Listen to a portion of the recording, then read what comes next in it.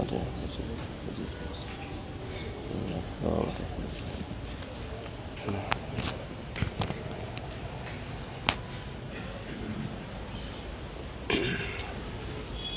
لله رب العالمين. الحمد لله الذي هدانا لهذا وما كنا لنهتدي لولا أن هدانا الله. الحمد لله القائل في محكم تنزيله بعد أعوذ بالله من الشيطان الرجيم وإنك لعلى خلق عظيم. وأشهد أن لا إله إلا الله وحده لا شريك له وأن محمدًا عبده ورسوله. اللهم صل وسلم على هذا النبي الكريم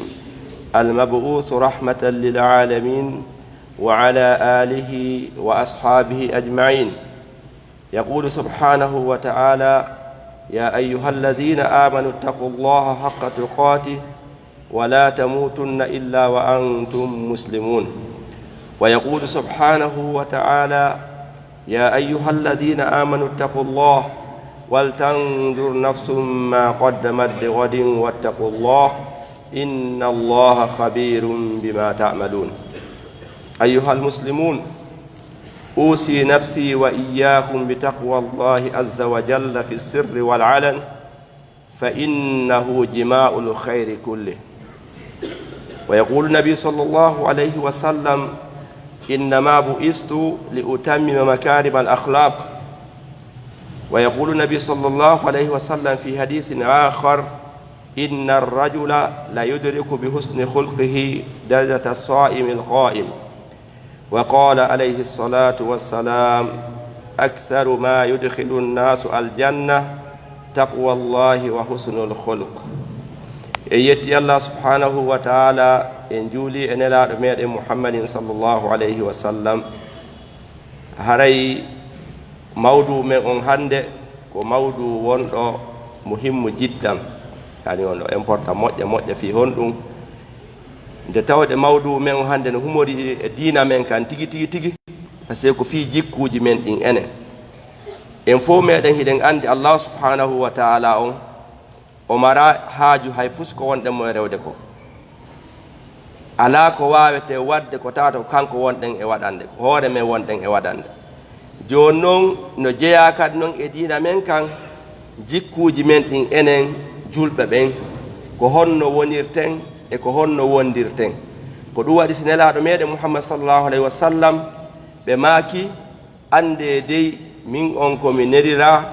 ko fi yomi timminan on jikkuji moƴƴuɗi ɗi jogiɗon ɗin, ɗi mana jikkuji moƴƴiɗi ɓe tawno ɗin adol islam.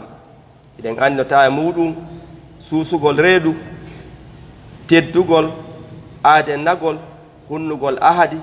e ko way wana ɗum ɗon. joni noon ɓe wi hadis goo: goɗɗo e meɗen no wawa heɓugol martaba walayɗo juulugol ñalla horugol hara ko fi honɗum hara ko sabu ko jikku makko moƴƴi ko hara kanko anda. hara neɗɗo on martaba mo jogi on ko Allah subhanahu wa ta'ala on tawata hara no wawi so walay juulugol o ñalla horude, kono hara o anda yimɓe ɓen anda. ko ɗum waɗi halay yen andi e fo meɗen sahabajo goo ñande goo nelaɗo meɗen sallam ɓe makuɗo goɗɗo yalte ɗo joni jeeyaɗo yimɓe aljanna. goɗɗo yalti ɓe maaki kadi ñande go goɗɗo yaltira e ngol laawol ɗo joni aaden aljanna. on ɗon kadi kanko tigi o yalti. sahabajo goo o wi mi jokkay o ɗo mi anda kon ɗum o jokki. wo o wondi e o neɗɗo o tawi neɗɗo na ɗuɗuɗo dewal few, bi mana na marɗo na faylaji ɗuɗuɗi. o wi a nelaɗo makiri ni fima mi falno arde koɗo ma ɗo balɗe tati andugol ko honɗum jokkuɗa mi jokka ɗum mi wawa no waɗa noon. mi woni ɗo balɗe tati mi yaaliɗa jokki ko kelɗi hay min miɗo tinni ɓurma yeeto lanko secret hombo marɗa. o wi kanko o mara hay hunde ko hamani goɗɗo ha hande o walaki ɓernde makko nde no fattude fi goɗɗo.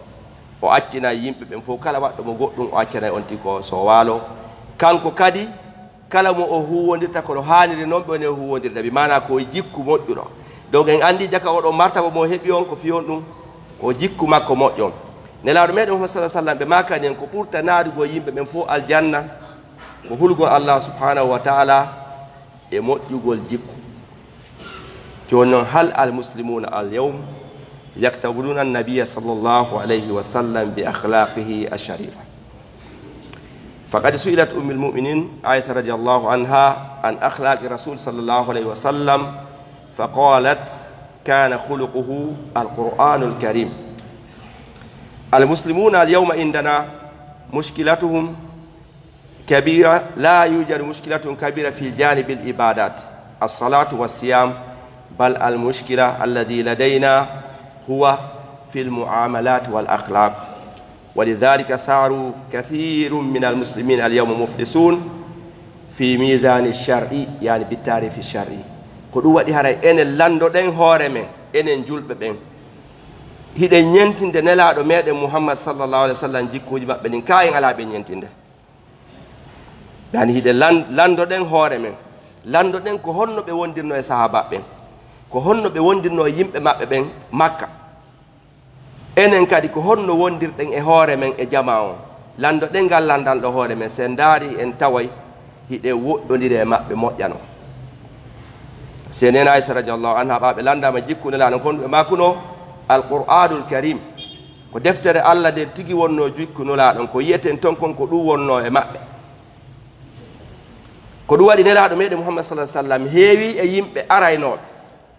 tawa ko ardi ko fii wargolɓe mano hamani ɓe ɓuri taga ɓen fuu sabu jikku maɓɓe on tigi yiɗa ɓe ɗon o seedo inna wallahi komi arɗo nane miɗo añuma hari ko taga kon fuu hande miɗo yiɗuma ɓuri ko taga kon fuu harayya andu min on mi ahodi e ma fi dinal islam o hara ko sabu piihu gotum ko ɓe waɗi ma piihu gotum ko yiide nelaɗo meɗen Muhammadin sallallahu alaihi wasallam. joni noon sen taske enen ko wiyete kon ibadat dewe ɗen e mara probléme few si tawi tu woni ko wonɗen e rewde Allah subhanahu wa taala ko goɗɗo ɗuytanaɗen ɗum ɗon hay hunde hara hiɗen tanƴini natugol aljanna ha maggo pellet ɓay hande moko ba heldi faɗo ka saare ɗo no ɗuuɗi mo ala tottugol farillaji farlaɗe e hoore mum ɗum horugol wo juulugol wo e ko way wano ɗum ɗon tawi ko ɗiɗo ɗi ɓuri waɗɗade fof horugol ngol e juulugol ɗum ɗon fof no wadde ɗum kala heldi faɗo hande a suusata baggo to hewta ɗon ka immade waɗa ɗum kono noon ka sen daari résultat ji ɗi wonɗen e wadde ɗin par ce que ɗen andi haray ko ɗuuɗi e meɗen hande ko ɓe woni e wadde kon e terren jama on si ɗum ɗon sortama e moƴƴi maɓɓe ɗin luttata ko ɓe natira aljanna ɓay eɗen andi nelaɗo sallam ɓe landino ñande ko kon ɗum wiyete adem muflis bi mana mo ala hay fus haray mo ñawli ko ɗum sahabaɓe wino ko on mo ala jawdi ɓe makila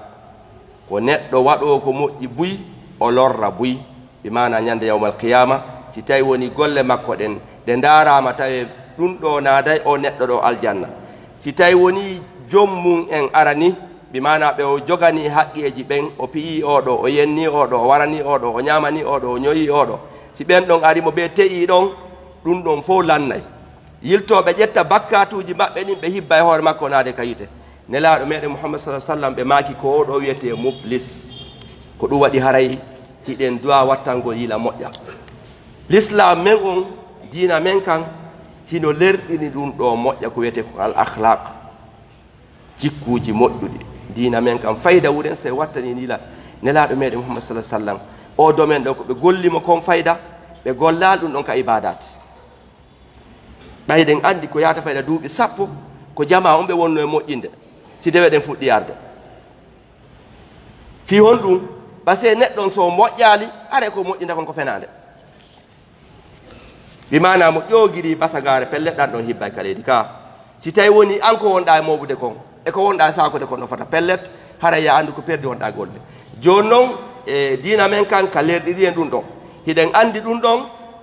ko jeeya ɗum e jikkuji annaba ɓen e nela ɓen jikkuji moƴƴuɗi ɓe fof maɓɓe yimɓe moƴƴuɓe ɓe atti ɓen fuu ko ɗum ɗo wonno jikkuji maɓɓe ɗin ko jikkuji moƴƴuɗi tedduɗi ɗi l'islam o wi en jogito ɗin koyen ekkito ɗi jikku moƴƴo ekkitate go'o goɗɗum ko taguɗi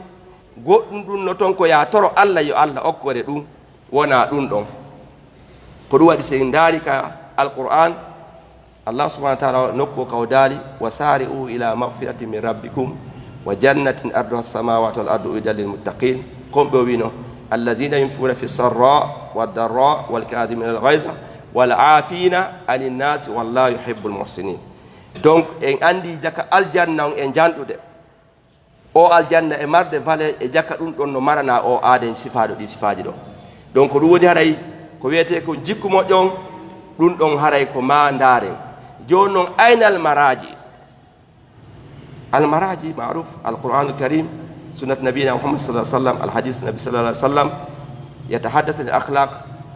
بما فيه كفاية. إذا رجعنا إلى سيرة الرسول صلى الله عليه وسلم وجدنا ما فيه كفاية فلننظر حوادثه صلى الله عليه وسلم مع حياته مع قريش حينما بعث النبي صلى الله عليه وسلم وكذلك فلننظر قصته في سفره إلى الطائف فلننظر قصته مع الأعرابي الذي بال في المسجد فلننظر كيف دخل مكة في فتح مكة لوجدنا النبي صلى الله عليه وسلم قدوة حسنة في هذا المجال. ولذلك يقول سبحانه وتعالى لقد كان لكم في رسول الله أسوة حسنة لمن كان يرجو الله واليوم الآخر. donc hare sen falama andugol ko honto ittiden ɗi jikkuji meɗen moƴƴi deftere Allah nden no waali sa janginde jikkuji moƴƴi ɗi no ton si tawile kadi woni ɗin ɗon a heɓali toon ɗi falɗa ɗin fof yo ka sunna nelaɗo meɗen Muhammad sallallahu alaihi wasallam defte hadis ɗen no windi ɗum ɗon laɓɓini pos si tawi woni ɗon heɓaki yo ka sira nelaɗo meɗen Muhammad sallallahu daaru ngunda maɓɓe ɗen kamɓe ko honno ɓe wawirno e wuuridirgol e yimɓe ɓe nanda jikku few ɓay en fof meɗe ɗen andi nelaɗo meɗen Muhammad sallallahu alaihi wasallam ɓe nela makka ɗon e yimɓe ɓe tawata anda ko honɗum wiyete l'islamu taw eɓɓa fi mum few ko ɗon ɓe woni duuɓi 11 ɓay ɗen andi premier vase maɓɓe yogol taif ko ɓaawa duuɓi 11 duuɓi 10 e ko fayi ɓe gerdede ɗon makka ɗon hiɓe lettede ɗon hiɓe soñjede ɗon ɗum ɗon fof kamɓe ɓe wawi heɓugol haqqille ko honno ɓe jogorta o jama ɗo ko honno ɓe huwodirta e ɓeeɗo ha ɓe wawa daɗugol ɓe danda ko ɓe jogii kon ɗum haare so tawi woni nelaɗo meɗen Muhammad sallallahu alaihi wasallam ko ñentirɗo meɗen ɓayle ko ñentinteɗo meɗen enen kadi ekkitoɗen surtout enen e ɓen guureji meɗen surtout enen e ɓe wonɗen e goldugol ɓen waɗen jikkuji moƴƴuɗe ɓe wi'i wonde yimɓe ɓen fof a wawata ɓe waɗande moƴƴere kono sa waɗi jikku moƴƴon e yimɓe ɓen hara a okkoriɓe fof jikku moƴƴon tun no wawa yonde ndaare nelaɗo meɗen sallallahu alaihi wasallam ko issa oɗo aden bururejo mandan awɗe ma ha hande arale saare o naati sahaba ɓen fof no jooɗi ka julirde no jolorɗen ni o Musa tun coofe o mi putumba o soofi ka sera ka nder julirde nder ton o soofi ɗon makko banon de sahaba ɓen fof hawti ɓe wi ɓe piyaymo ha o maaya nelaɗo ma ki tertemo ha o gayna taw taƴu ko soofata ko ɓa o gayni ɓe wi adde ndiyan hibbo ɓe adde ndiyan sewal ɓe hibbi ma paaniwal ɓe hibbi almuhim ɓe hibbi ndiyan ha yooli ɓenni ari o ari ɓenni ɗiɗo cuuɗi koko Allah rewete ko ko waɗɗa ɗo sellata ka waɗe ɗo nani a nani o wi hi o yii ko honɗum sahaba ɓen faala e makko o yii ko honɗum nelaɗo waɗe e makko o wi mi torke Allah yo Allah yurmela min tun e Muhammad sallallahu alaihi wasallam wata Allah yurme goɗɗo goo ɓaawo menen ɗo ɗiɗo par ce que o yii ko ɓe faalnomo piide kon o yii ko nelaɗo yeetimo kon ɗum haray woni ko wiyete ko jikkuji moƴƴi ɗin ko ɗum ɗon ɓuri jogagol doole ka jogitagol jama on ko ɗum ɗon ɓuri jogagol doole ka huwondiralji e di jonnugol ngol e jaɓugol ngol ɗum ɗon haray koye wattan ɗum yiila moƴƴa wa min al akhlaqi al hasana allati yajibu an yattasifa biha al muslimu al mu'min billahi azza wa jalla i'tirafu bi kulli jamilin aw khidmatin yuqaddimu ilayka akhuka al muslim lianna an-nabiy sallallahu alayhi wa sallam yaqul man sana ilaykum ma'rufan fakafi'uhu fa in lam tajidu ma tukafi'unahu fad'u lahu hatta taraw annakum qad kafatumu walakin lil asaf fi hadha az-zaman anta takhafu man ahsanta ilayhi akthar min khawfika ila man asa'ta ilayka ka anna lisanul hali yaqul sammin kalbaka ya'kuluk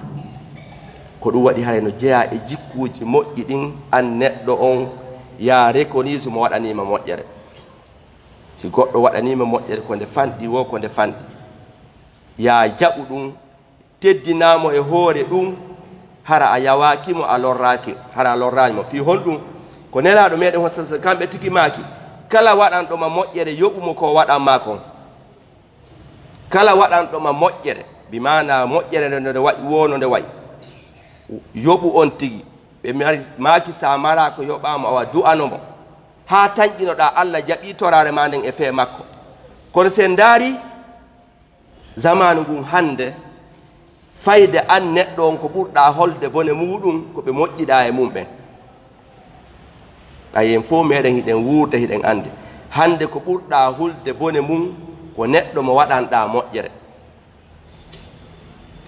joni noon nelaɗo sallam no wiide se goɗɗo waɗane moƴƴere ya yoɓu on tigi ma du'anoɗamo an noon tawa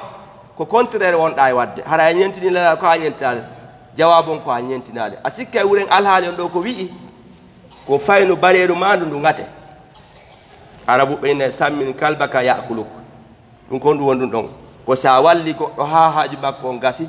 o walla ma ha haaju ma on bona ko ɗum woni faynudu ndu ñaame ɗum ɗon ɗon no woodi hande surtout ka ɓey nguureji men a ne'ay goɗɗo ko ne'irɗama ko fi Allah par ce que ko Allah wawi yoɓde goɗɗo on tigi wonta gaño ma ƴetta goɗɗo o wonta gaño ma walla goɗɗo heɓa mecce o wonta gaño ma walla goɗɗo no yehira o wonta gaño ma bi mana a sikkay an ko waɗɗa kon ko fi lorrugol on tigi joni noon dina men l'islam on no kondani ɗum ɗo ɓe wi si goɗɗo waɗanima moƴƴere ko ya yoɓumo du'anoɗamo fi honɗum nde tawde sidano kanko allahu waɗi subhanahu wa taala waɗi sabu nden ɗon moƴƴere nde wonata no few par ce que piiji ɗin fof no programme honno yarata kaari ha ñande yawmal qiyamati goɗɗo jonnatamo hunde kaari sina kaarijo wallatamo sina kaarijo ko neeɓi ruulugol on ɗon ko o wallayma ko noon o korayma donc sabuji no waɗa kaari ko neeɓi ko kaari ƴettatamo joni exemple sen ƴetti ɗo misal ƴetta ɗo payku jomba ɗo payku o anda hay fus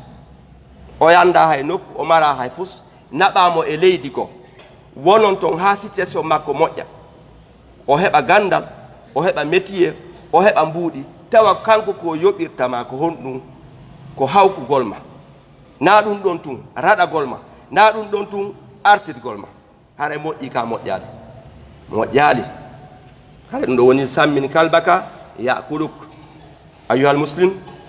inna al amala salih قد يفقد الإرفان في بعض الحالات لكن الفاعل لا يحرم المثوبة أبدا قال النبي صلى الله عليه وسلم اصنع المعروف في أهله وفي غير أهله فإن صادف أهله فهو أهله وإن لم يصادف أهله فأنت أهله قال سبحانه وتعالى إن الله لا يضيع أجر من أحسن عملا ko ɗum waɗi hara golle moƴƴe ɗen hay fii ɗum ɗo no woodi fewndo ɗo ni ko nawnare nawnande nde woodunde andande haray hollawata waɗu ko moƴƴi kon wo waɗu ko moƴƴi kon fii honɗum Allah yoɓete Allah ko kanko yoɓata nelaɗo meɗen Muhammad sallallahu alaihi wasallam ɓe maaki waɗe ko moƴƴi waɗane yimɓe ɓen ko moƴƴi si tawi ko neɗɗo haanɗo waɗande moƴƴere awa si tawi na haanɗo waɗande moƴƴere haray an ko a haanɗo wadde moƴƴere Allah subhanahu wa ta'ala woni kanko o perdinta golle moƴƴinɗo golle fii a addi woɓɓe a walliɓe ɓe heɓino ɓe fuɗɗora ɗaɓɓere maɓɓe ɓe resisa ɓe teddinalima ɓe daralima hatta wallu woɓɓe kadi fii a janni woɓɓe ɓe daralima ɓe teddinalima ɓe noddalima jannu kadi woɓɓe ɗum na fusno par ce que nelaɗo sallam ko maaki ko ya waɗu moƴƴere nden no gasa konko wonɗa e wadde ko aadem mu wonɗa waɗande o andi tay no gasa na aadem haɗan ko aade waɗo moƴƴere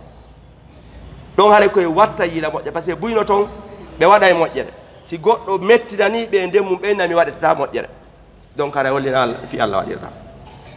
kono waɗi sina sallam ɓe maaki ka hadis ɗo ɗen an on ko ya waɗu ko moƴƴi kon Allah yoɓete ko moƴƴi inna allaha la yudiyu ajra man ahsana amala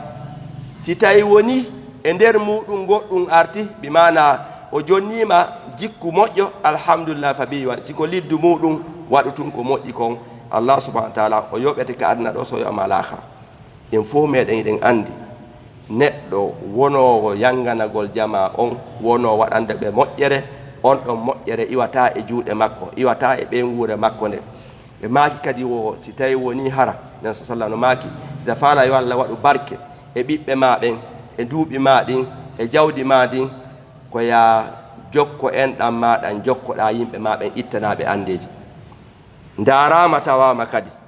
koko wonɗen e ɗaɓɓude koko wiyete malore e welo welo e hentu ɓernde koko wonɗen e ɗaɓɓude darama tawama ko nokku gotum ɗum woni heɓade ma wiye nokkiyel ɗiɗi goo on relation ma an e Allah si moƴƴi ɓernde ma de ndeeƴa ɗiɗi on sa waɗani goɗɗo moƴƴere sa waɗani goɗɗo moƴƴere ko hasi kon siko fi Allah waɗirɗa harayɗa welti ɓuri ko welti kon jeññande harayɗa welti ɓuri ko welti kon joni noon sa wayliti dole kunkun sa waɗani goɗɗo bone harayɗa ɓitti ɓuri ko ɓetti ko ɗum ɗon ko non woniri haray ko wiyete kon as-saada fi khidmati al-akharin wa aqulu qawli hadha astaghfirullahi li wa lakum astaghfiruhu wa ghafurur rahim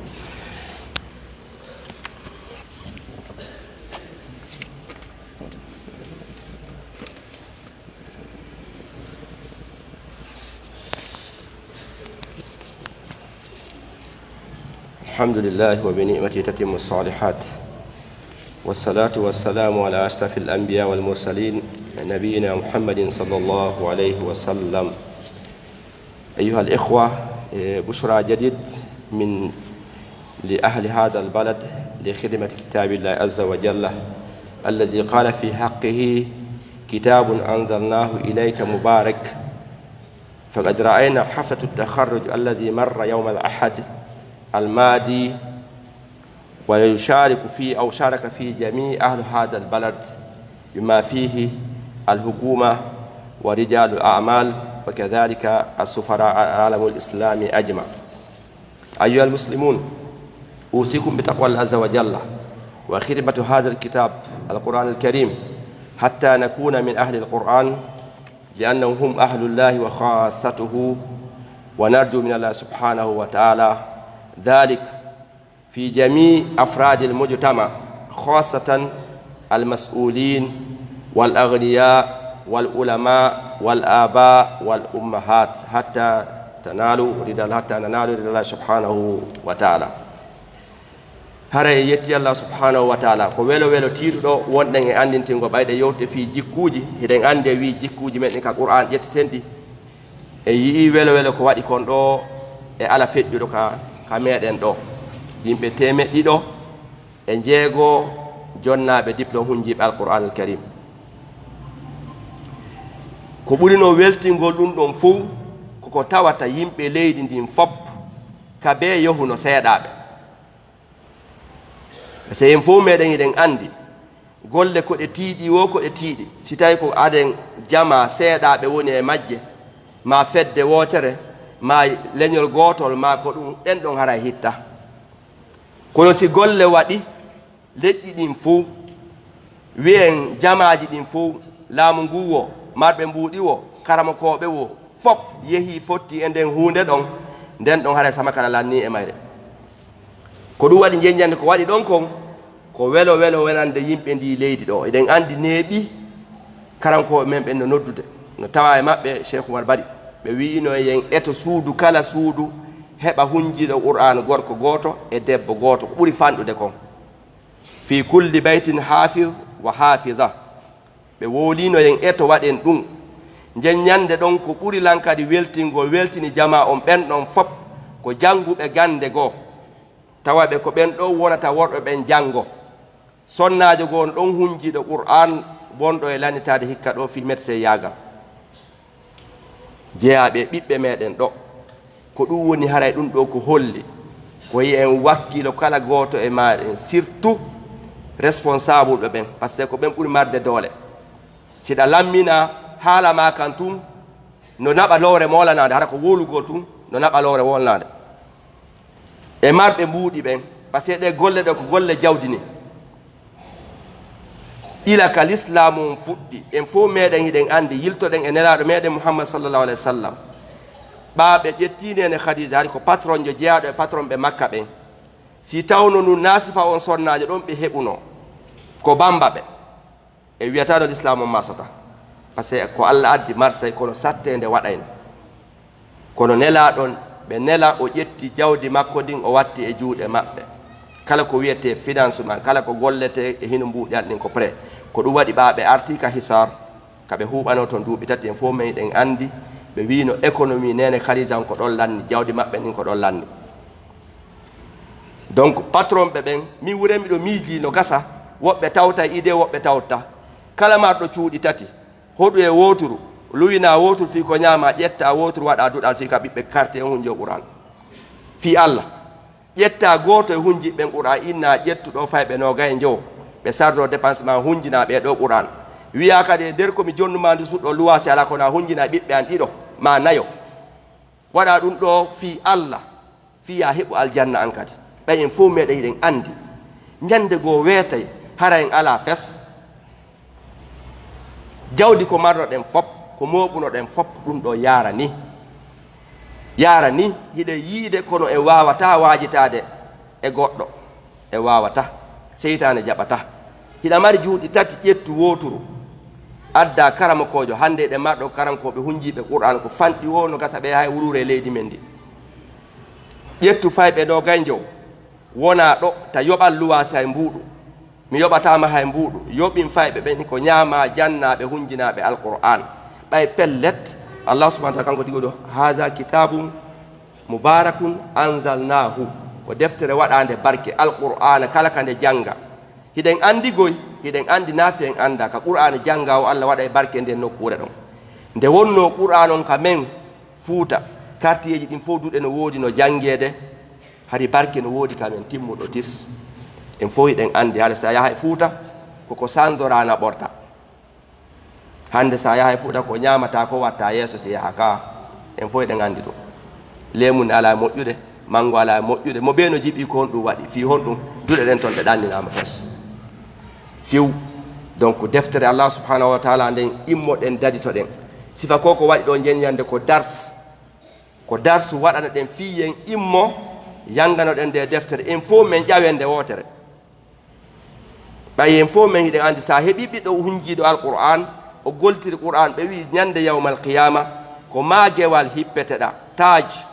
haray ngal jalbi ɓuri lewru ndun e nangue ngen ɓe wi haray no newnana on ɗon tefango yimɓe 10 naato ɓe yiite famille makko on kanko hunjiɗo alqur'an on 10 joni kon mbo fuɗɗorta dayimo makko e ɓe makko ko ɓen o fuɗɗorta dow wattane yiila moƴƴa haray en heeɓi occasion jano nde tawde en heeɓi wawa e ɓen kippalngol fiino deftere Allah subhanahu wa ta'ala nden jangguire haray koye wakkilo ɗum ɗon ƴetten courage finance oɓe yoɓe immoɓe finance ara koko laaɓi poyi finance man on ara ko fi Allah kadi jangoɓe ɓe wakkilo ɓe janga moƴƴa mawɓe fayɓe yoɓe jokku ɓe ayna moƴƴa no wona e jangguirede ɗon ɓe kippa fayɓe janga si woni ha Allah subhanahu wa ta'ala o walli en ha tawata 50% e ɓiɓɓe ndi leydi ko hunjiɓe qur'an jeññande kadi ko bimbigo weetata par ce que ɗo probléme en ɗin fop e marɗen ɗin fop ko enen e Allah galdi c'est régli haray régli ko enen e Allah galdi probléme ji men ɗin fop ɗi sanji wonde régli ɗon régli gol ɗi koyen iwol ka deftere Allah subhanahu wa ta'ala o régli en ɗi haray ko ɗum ɗo woni ko wasiyeɗen jama on fou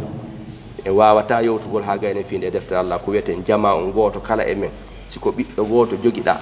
yo jangu gande ɗen fou kono noon yo hunjo alqur'an o needi alqur'an siko jiwowo siko gorko o eto ɗe waɗen ɗum programme Allah walla en kadi e ɗum par ce que ko ɗum fokkiti joni Allah on addi sabu se en sakkaki haɗa ko ɗum ɗo woodi ko andintinten jama on e en tori Allah subhanahu wa ta'ala on yo Allah on kafiɗen e moƴƴereji ɗin o kora e hunjiɓe qur'an rabbana atina fi dunya hasana wa fil akhirati azaban nar subhana rabbika rabbil izzati wa salamun alhamdulillahi rabbil alamin